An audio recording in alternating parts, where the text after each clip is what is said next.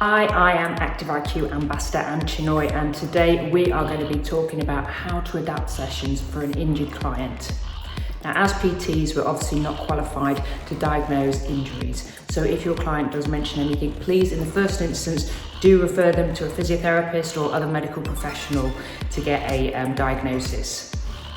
Almost all injuries can be worked around, so once they've got the go-ahead to work on an adaptive training plan, there are many things you can do to keep them moving pain-free. I work with a lot of runners, so I often find that I need to find a low-impact way of working their CV system while they're unable to run. Simply moving quickly through a sequence of exercises with minimal rest can be a good way of achieving that cardiovascular effect. You can also substitute high impact exercises like squat jumps with something like a weighted squat with a heel raise and an overhead press if their injury allows it. And low impact power moves like kettlebell swings can also be a great way to keep their heart rate going.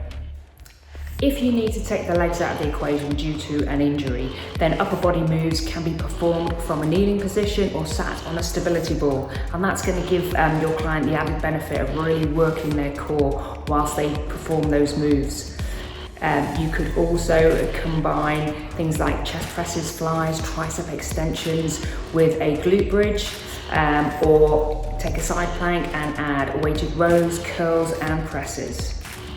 Do also find out if your client has any rehab exercises from their physio that you can incorporate into the session, and perhaps you'll be able to liaise directly with the physio and progress those exercises as the client regains strength. Lastly, remember that your client may feel distressed when experiencing an injury that restricts their normal movements, so always be compassionate, give them a fun session and keep them feeling positive about their recovery.